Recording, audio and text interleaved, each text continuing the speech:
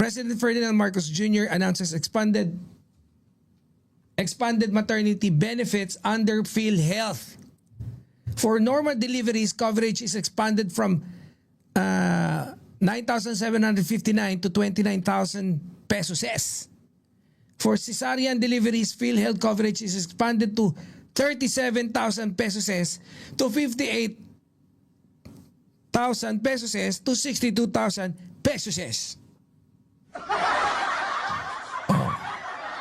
Magandang balita to. Si Llamas puro reklamo pero Bot Aquino walang legacy. Yung isa pa nga sinira talaga yung bayan. Kung sabihin mo, si Cory, no? Grabe, no? Isang literal na sinira yung history. For the sake of, dahil gusto niyang protektahan yung pangalan nila. I cannot find any other reason kung bakit kailangan mong isugal pati yung mga kababayan mo o kung talagang kababayan kagangaba namin. Kung tayo pumunta dyan, magkakasakitan tayo Andiyan si St. Benedict Andiyan si Boss St. Benedict. Magagalit sa atin yun. Eto, good news na naman. Panganak na inising bigat. May kasalo ka na. Pagdating sa pagpapaanak, hindi lang healthcare, kundi protection sa nanay. From gastos to support, malaking lundag. Kapag may bata, dapat may sandalan. And this is exactly what this project is doing. Diba? Alam nyo, kung ilan ba yan? Ang laki, no? Ang tanong lang, parang kahapon ang sinasabi, 60. So most probably, pasok nga rin dito sa bracket na to. Kasi yung kahapon na-discuss din natin, di ba? Si Cory lang naman ang nagbenta ng Meralco sa oligarko. Hindi ba si Si Ramos? Anyways, dito ako. Para matapos na natin to. Bahala kayo, bigla na lang akong hihilik dito. So, panalo na naman tayo dito. Di ba? Alam nyo, no? Kung ano yung pinaka-time na kailangan ng pamilya ang tulong? Kapag may bagong buhay na parating. At doon, hindi pwedeng bahala na gang. Isa na namang policy direction na magiging kapaki-pakinabang at ngayon ang direktang beneficiaries, mga nanay, pamilya. From PhilHealth with Love. Sila yung implementing agency. I-execute sa healthcare system sa mga hospitals. 12 o'clock. 12 pa lang. Ewan ko. Hindi kasi dapat kahapon kagabi dapat bumawi ako. Boss Maki Kwan. Napuyat ako kagabi. Diba anong oras na tayo nakapagsimula ng live kagabi? I think 12 o'clock. 12 na dito nakapag-start. Ngayong oras na to ako nagsimula. Tapos nag-live tayo ng 3 oras. And then 11:30 yata tayo nakapagsimula. 3 oras. Tapos inayos ko yung natin. Pagtingin ko mga 3:30 ganun. 3:20 na ako nakatulog.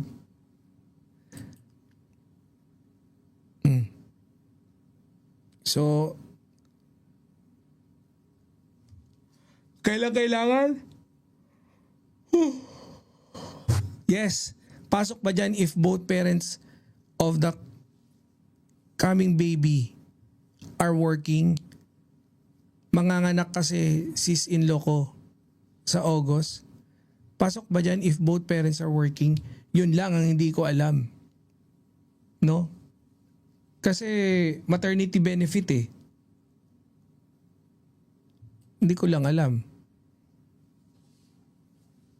Oh. Mga nanay eh. So, tatanong ko kay Attorney Claire. So, yan. Mga nanay, sila yung direktang beneficiaries. Isa lang syempre, kapag meron PhilHealth si babae, yun ang gagamitin kapag wala yung sa asawa. Okay. Yan. Si Boss J. Martins, thank you for answering that query. Tulog time na idol, hindi pa. Tapusin natin. Kaya gusto ko rin naman tapusin kasi madami. Matatambakan na naman ako. Ini-research ko na to eh. Paano yun? Bukas may panibago na namang topic. Di ba Ma'am Neng Gigi? Ma'am Chaicher, shout out. Anyways, proceed tayo. Ito hindi headline na maingay ah. Ganito yung mga simplihan na naman. Ganito yung mga diskartihan ni PBBM eh. No? Ganito kung saan nahihimatay yung mga DDS. Yung mga headline na walang ingay. Pero ramdam. Ramdam eh. Saan ba to? Sa bulsa ng pamilya. Sa bahay. Expanded maternity benefits. Tabiruin nyo, normal delivery. Almost, let's say 10,000 na lang para hindi mahirap pang banggitin at tandaan. Almost 10,000 until 30,000. From 37,000, ilan daw? Hanggang 58,000 or up to 62,000. Biruin mo, pag cesarean, ang laki ng tulong. Boss Joel. Pero, pag kaya nyo ng normal delivery, huwag kayong magpasisaryan. Baka akala nyo makukuha nyo yung pera. Mas malaki pala, tulong sa cesarean. Sige, cesaryanin mo na ako. Huwag ganon, ha? Pero alam nyo, mabigat talaga yan. Pagdating sa pagbuntis. Kagaya yan, yung wife ko. Pandemic kids yung dalawa eh. No? Isang 2021 tsaka 2020 at tsaka 2021. Biruin mo yun. Wala kaming kapera-pera noon during that time. Kung magdasal kami noon, 25 times a day. Na sana huwag cesarean. Grabe yung normal kasi rito. Ilan ba? 15,000 dirhams. 15,000. So almost 250,000 pesos. Yung normal na delivery. Grabe, di ba? Pag cesarean, doble yun. Talagang todo dasal kami. Dalawa na pala anak mo. Ay, Ma'am Katrina lang. Hindi. 5. 5. Kuneho ko eh. Meron na tayong meron na akong 26 years old. Grabe, magti-30 na pala yung anak ko, no? Namiss ko na si bakla.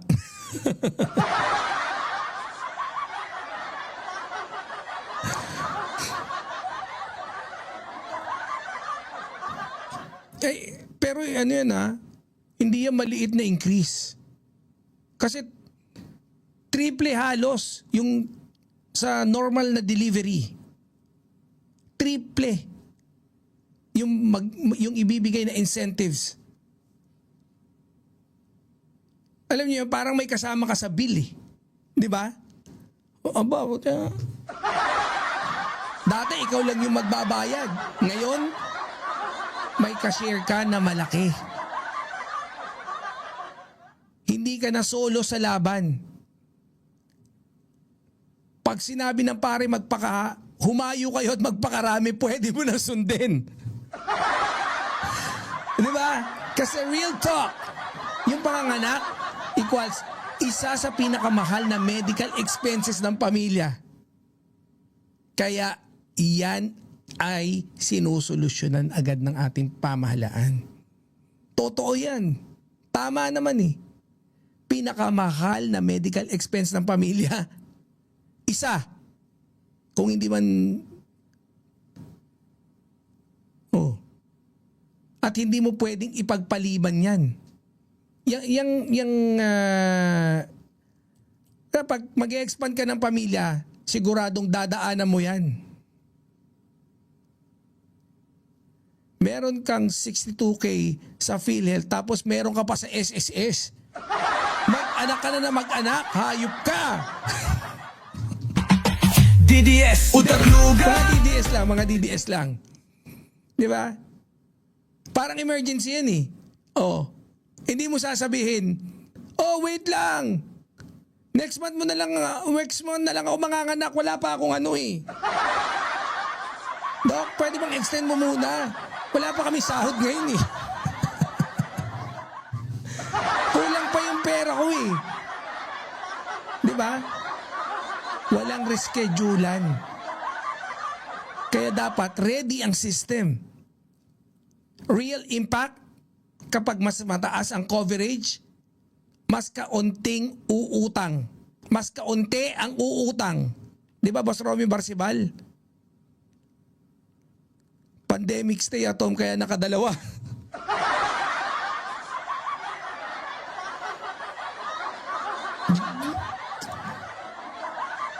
More anak, more income tax. Ano? Yung mga mararamdaman nating impact dyan, syempre mas kaunti ang uutang, mas kaunting stress sa pamilya, mas safe ang delivery, hindi tipid sa care, mas dignified ang experience ng nanay. And plus, less stress. Mag-focus ka na lang sa pag-ire. Ha? Ngayon, mag-focus ka na lang sa pag-iire. Hindi yung mahihimatay ka na lang dahil sa sakit. Eh, iniisip mo pa rin, mamaya magbabayad ka na. Napakagandang tulong. Parang seatbelt sa kotse. Hindi mo siya iniisip araw-araw, di ba? Pero pag dumating yung critical moment, siya ang sasalo sa'yo. Ganon yung health coverage na to. Good news? I think yes. Pero hindi dito natatapos. Execution pa rin ang laban. Parang insurance policy. Maganda sa papel. Pero ang tunay na tanong, madali ba i-claim? Maayos ba ang proseso? Kasi kung mahirap gamitin, sayang yung increase. Di ba? Ito yung klase ng policy na hindi pang social media lang. Pang buhay ng pamilya. Kasi ang goal, hindi lang makapanganak, kundi makapanganak ng ligtas at hindi baon sa utang.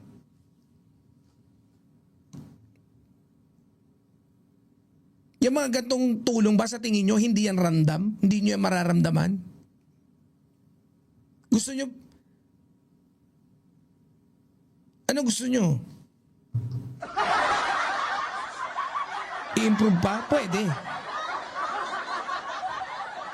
Pero alam nyo, kung maganda talaga yung policy, dapat ramdam yan sa ospital. Mararamdaman nyo. Dito sa Toronto, Canada, kahit libre kapag nanganak sa ospital, pati gamot nila included. Awa ng Diyos, libre ang healthcare. Yan lang mahirap sa Pinas. Problemahin ang bayad ng hospital. Kami nung nasa ospital kami ng 20 years ago, nakalimutan ko kung ano yung tawag namin dun eh. Sa may Mega Mall kami. Basta konting kubo lang, Mega Mall tayo. Kasi may card kami, yung buong pamilya, may card. Yan yung turo sa akin ng tatay ko eh. Boss Randy Grospe, shout out. Na every time natataas ang sahod mo, huwag mong kalimutang i-update or i-upgrade yung health insurance mo. Pag tumaas ng 15% yung yung sahod mo per month, mag-increase ka ng almost like 10% nung ng category dun sa health insurance mo. Which is yun yung ganun yung ginagawa namin. Kaya lang dito ang mahal kasi. Pakamahal.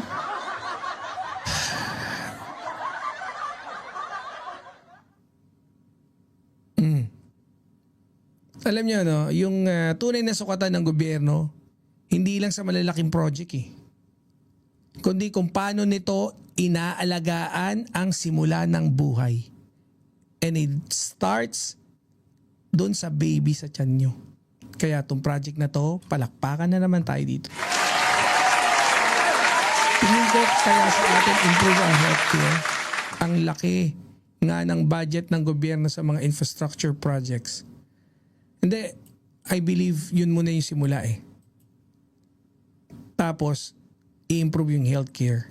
Yan, yung NBI, no, si Chief Matibag clarifies not bailable tagi na arrest warrant of Sonsa. Kasi alam nyo, no, eto, favorite ko bago kong favorite ngayon. Si Director Matibag. Galing. Sa totoo lang. So, ito nga, no, alam naman natin, I think it was yesterday night na kung saan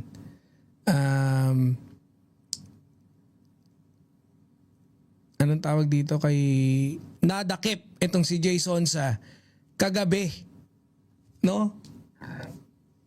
At ang isa sa mga nirereklamo in particular netong attorney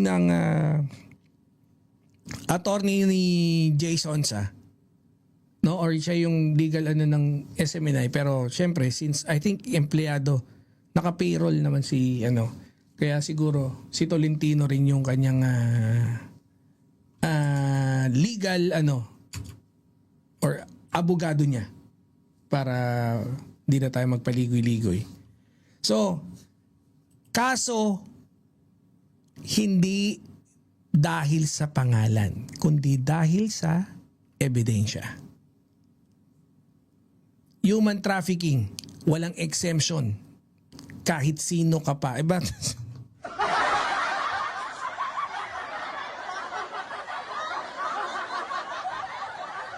Naantok na talaga ako.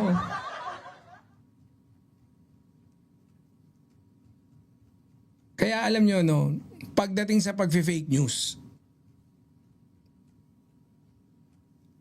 ang tawag dito, ako, masasabi ba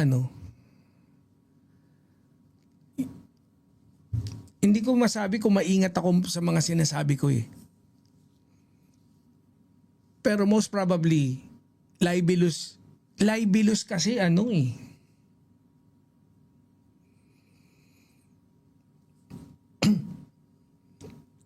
libelous kasi ang ako syempre hindi ko naman sinasabi na na mabilis yung pagdating yung akalam ko yung definition talaga ng libelous. Pero nung kasing kakasuhan ako ni research ko gusto kong kasuhan ni sino ba to? Si Bagong Lipunan. Nag-activate din ako ng mga nag-activate ako ng abogado. No, hindi naman activate na kasi kay client ko siya So nagsabi lang din ako sa kanya, tapos nagtatanong ako. Sabi niya, para mas okay magano ka na. Si Boss Joseph nagbigay ba? Ano yung binigay? Ano yung times once? Ay, thank you very much, Sweden. Sweden dollars. 27, thank you very much. Hey!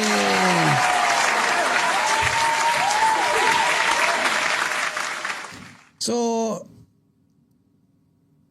ako, hanggat maaari, nag-iingat naman ako sa mga sinasabi ko. Hindi ko gusto magbintang.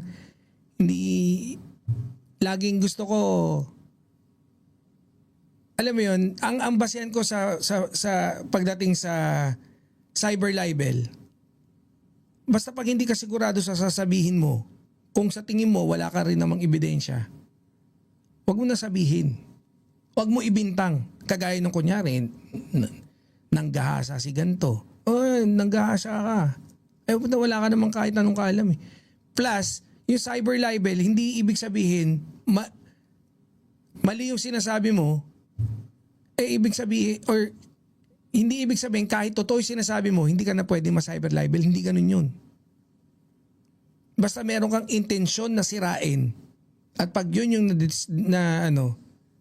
dali ka sa cyber libel. Oh. Pero to, hindi naman to noble eh. Maling basa lang talaga.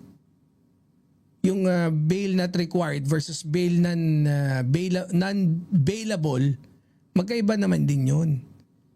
Pero hindi yan trip-trip lang ng NBI syempre. Hindi naman NBI nagkamali dyan eh. Court error ba o misunderstanding lang? Kasi narinig ko kanina si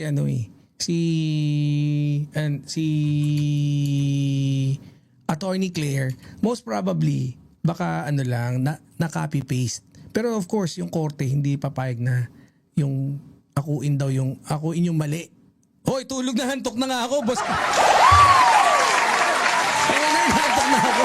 Ito, inaantok na talaga ako. Gina-jumble ko yung mga pinagsasabi ko. Inaantok na ako.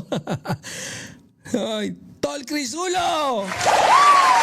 Ito kayo meeting niya. Baka may pinaplano na naman kayo. Hindi, tsaka magbabike pa ako bukas eh.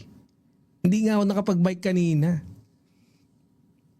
Kaya ko to. Tapusin natin to. Hindi, ito na yung last topic natin. Kasi ito yung nasa thumbnail natin eh.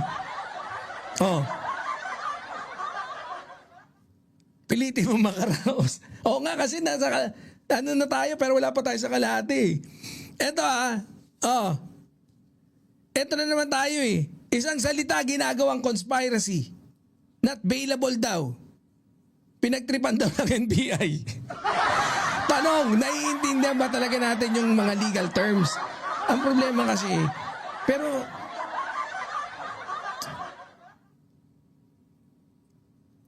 may mali ba? Meron eh. Kasi, yung kasong yan, for all we know, at kung ano rin yung sakop nung takmao natin, and bailable yan, yung kasong yan.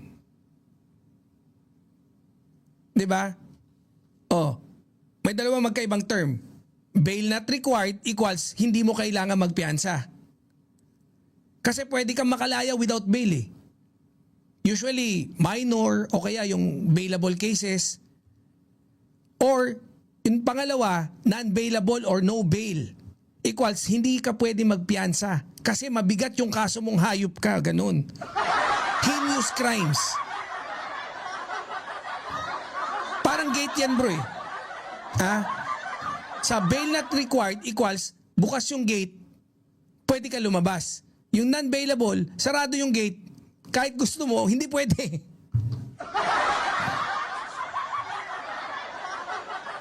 Ano yung nangyari? Ba't yun nakalagay sa warrant? Not bailable. Pero yung explanation din kasi kanina ni Attorney Claire, it doesn't matter naman eh. Kung ano yung nakasulat doon, non-bail or kahit bailable, hindi ka pa rin makakapag-bail, makukulong pa ka rin. Basta may malis ang defamatory imputation, kahit totoo, cyber libel pa rin, correct. Yun nga eh. Kaya minsan,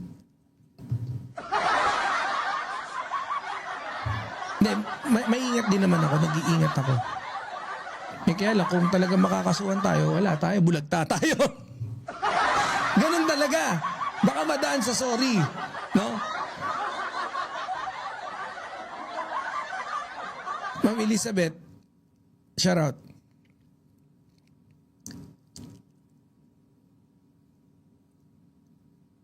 So, ulong ka pa din naman eh. Kahit anong gawin mo eh. Kulong din talaga siya. may tatlong possible na explanation. Most probably clerical error. 'Di ba? Yan naman yung pinaka-common eh. Mali yung template, mali yung wording, nagkamali sa copy-paste. Oh. Parang kunyari, resibo. Tama yung binili mo, pero mali yung pinrint sa papel. Pero tama pa rin yung presyo. Yung item lang mali. Hindi ibig sabihin, mali yung produkto. Yung item list doon sa resibo, mali. Pero yung item talaga na nakuha mo, yun din kung ano yung gusto mo. Posibleng technical label. Hindi updated yung format. Minsan generic ang form eh. Di ba? Template nga eh. Oh. Tapos, let's say hindi na-adjust yung specific case. Kaya, yun pa rin yung nakalista. Non-bailable. Dali. Pangatlo, pero to hindi kasi aaminin to eh. Court oversight. Posible pero hindi agad assumption eh. Hindi tatanggapin ng korte na mali nila yan. Posibleng hindi na double check. Pero meron silang negligence dyan. Yun, hindi nila matatakasan yun. Kahit ano pa yan, importante, nakulong ka. May record ka na, dating naka-media. Nakulong ka, kakapapakalat ng fake news. Biruin mo. Makita ka ng apo mo, fake news maker ka, lolo. Pwede kasi hindi na double check nga yung template. Pero hindi agad, ibig sabihin masama yung intent ha. Kanina, sa paliwanag ni Attorney Claire, posible bang mabalikan or baka makakapekto? Hindi naman daw. Hindi naman daw. Ang try nating i-debunk na lang, kasi sa Lunes pa natin magkakaalaman yan eh. Ang kasi, nirereklamo ni... Natatawa na ako. Nirereklamo ni Tolentino. Bakit? And tsaka na mga ibang DDS. Kayo naman, masyado naman kayo magbintang sa NBI naman. Pinagtripan daw ng NBI. Bakit daw hinuli ng Huwebes ng gabi? Kinabukasan daw, holiday.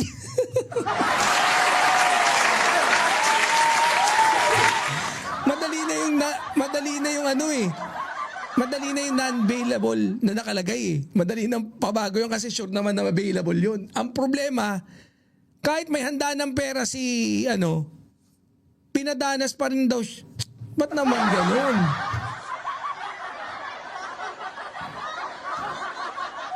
Oh, again, wordings na naman, sabi ni Tita Maris. Oo nga, okay lang yan, nakakulong na. Huwag na natin yun. Abangan na lang natin kung ano yung magiging dahilan. Yung sasabihin nilang dahilan. Bakit Thursday ng gabi? Gabi nilibas ng judge yung arrest warrant. Ano gagawin ng NBI? Siyempre, implement yung arrest. Forthwith. Naman ikaw naman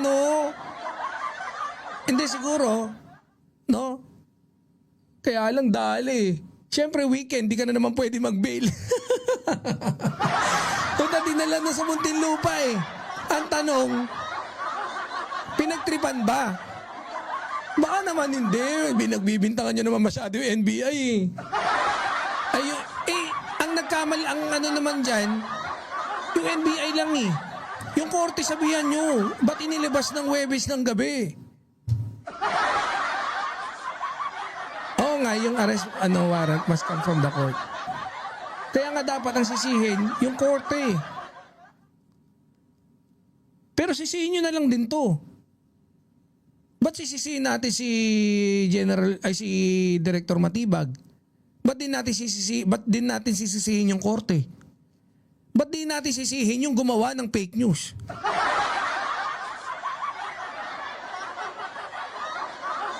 Pinagtripan mo yung sarili mo. Kulong ka pa rin. Nangangamote sa kulungan to. Sabi ko sa iyo Jason siya, putya. Huwag kang iiyak dyan. Pag ikaw kinakitaan ng kunyari kinakitaan ka ng lungkot, putya medyo nalulungkot ka, pag may tumabi sa'yo dyan na medyo alanganin, putya umiiwas ka, Jason siya, umiiwas ka. Walang matanda bata dyan, puwit yan. Ang puwit ay puwit. Ha? Mag-iingat ka. Putya, yung mga dyan, putya, mga tigang niya mga yan. Pag kinomfort ka, puta, wag kang bastang, puta, pag ikaw, walang problema dyan kung may ipin ka o wala. Pag ikaw nilips to lips dyan, puta.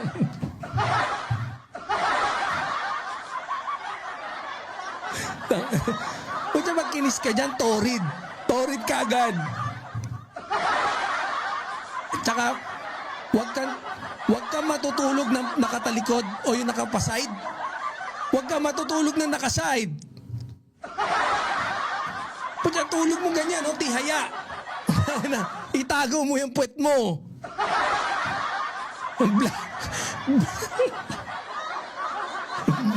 Blood bath ahabutin mo. May post nga yan. Bali-balita. Blood bath ang inabot ni Jason sa Paalala mo ha, Boss Joel. NBI pinupukol kasi magaling siya. Oo, ang galing ni Director Matibag. Puta, number 1 ko ngayon yan. Very good. Very good talaga. Etong si... Yung magkapatid na Rimulya, wala eh. Nangangamote sa itlugan.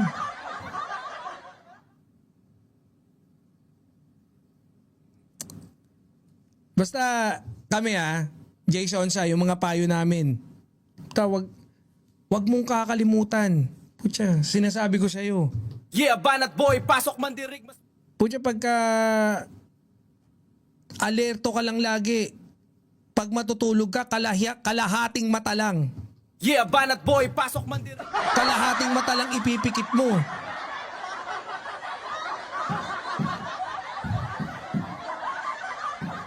At least nangyari yung fourth wheel at bloodbath sa DDS. Ay, oo nga pala, no? Itong itong laugh track na to. Naaawa na ako sa DDS. Mga bagay na walang kwenta, doon nakafocus kasi si Sara Sayad sukol. Sukol no? Kaso, no? Grabe. Pero at least for experience, di ba, Jason siya? Deserve yan ni Jay, sabi ni Boss Richard. Pusa na makulong ng ganyan dahil karma na yan.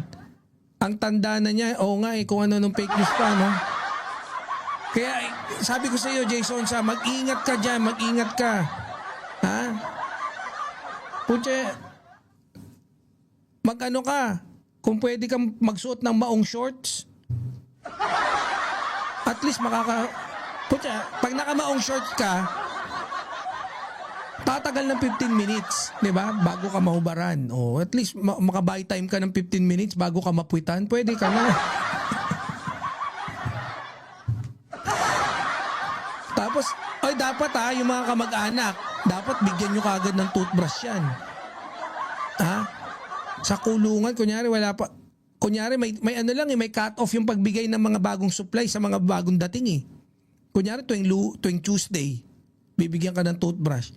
Pucha so Webes, Biyernes, Sabado, Linggo, 3 araw kang di nagtutoothbrush. Pucha, tapos sikat ka pa, may mag-aalok sa'yo dyan ng toothbrush. Maniwala ka, alokin ka ng toothbrush dyan. Sabihin sa'yo, Brad, wala kang toothbrush? To. Gamitin mo to. 2 beses ko pala nagamit to. Tinatabi ko to Meron akong ginagamit dito. Ito na sa'yo to. Bago pa to. 2 beses ko pala nagamit to.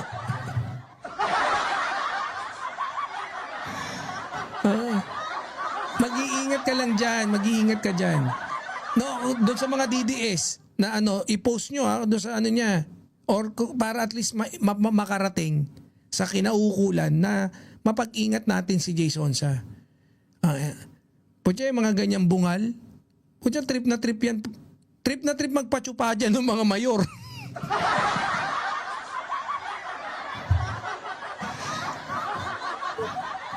Putya maniwala ka patatanggal sa ba't alam mo?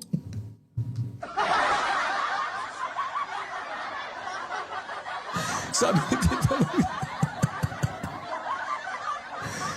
mag-iingat ka dyan, Jason, bahala ka. Yung mga ganyan, yung mga walang sayad, yung bungal. Kung sa labas, nakakadiri yung ganyan. Puta sa oblo, putya panalo ka. Mabenta ka dun. Walang sayad.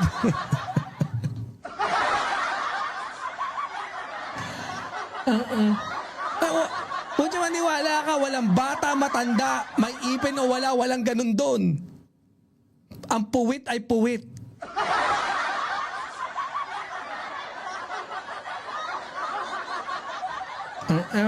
Diyan ka kung nung kapanahunan mo tsaka yung prime mo, hindi ka nakatikim ng threesome, putya mati-threesome ka dyan.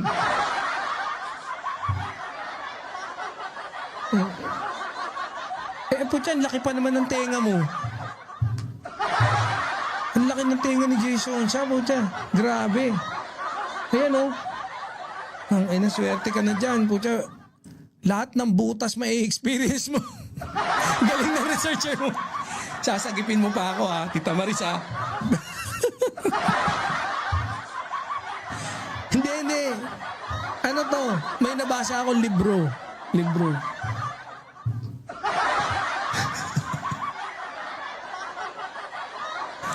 Ang galaw.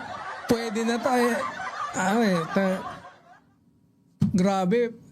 Kahit ganyan itsura mo, pagpapantasyahan ka ron, Brad. Medyo mataba ka pa naman ngayon. Puto sabi mo, pwede na itong... Imagine mo, dododoin ka na.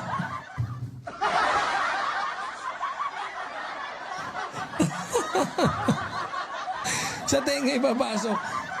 Dali ka dun. No?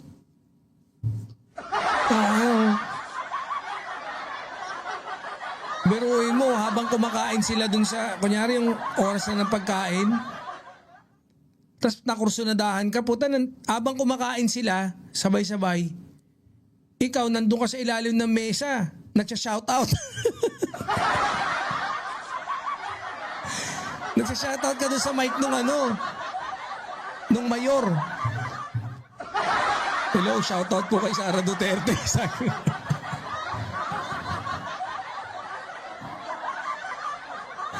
Mag-iingat ka lang dyan, mag-iingat ka lang. Hindi, kasi siyempre matanda na, no? Kahit papaano. Di ba? Kahit papaano, tao naman to No, hindi lang halata dun sa itsura. Pero tao yan. Wild imagination yak.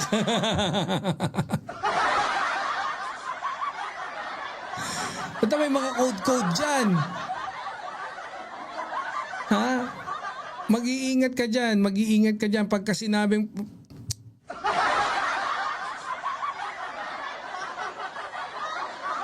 Huwag ka masyadong magdidikit ng balat dyan, putya. Yung mga nagdidikit kunyari napadikit yung balat mong ganyan, putya, mamaya...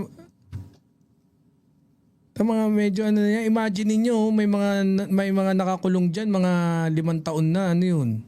'Di ba? Tigang na 'yun.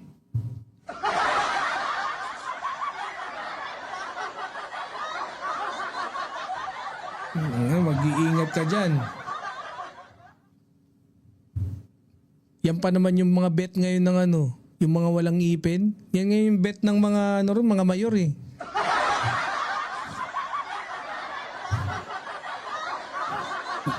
Paglabas mo doon, mas maluwang na yung bunganga mo.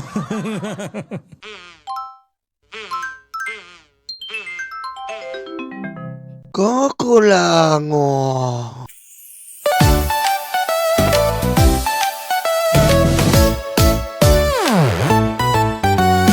Tanggap, lorga, yoga, di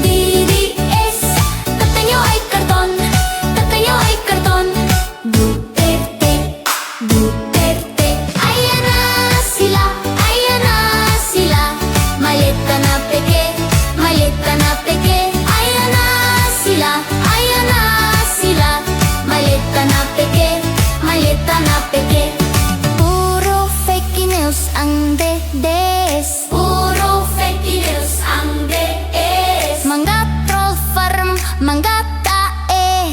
DDS, DDS. Puro fake news ang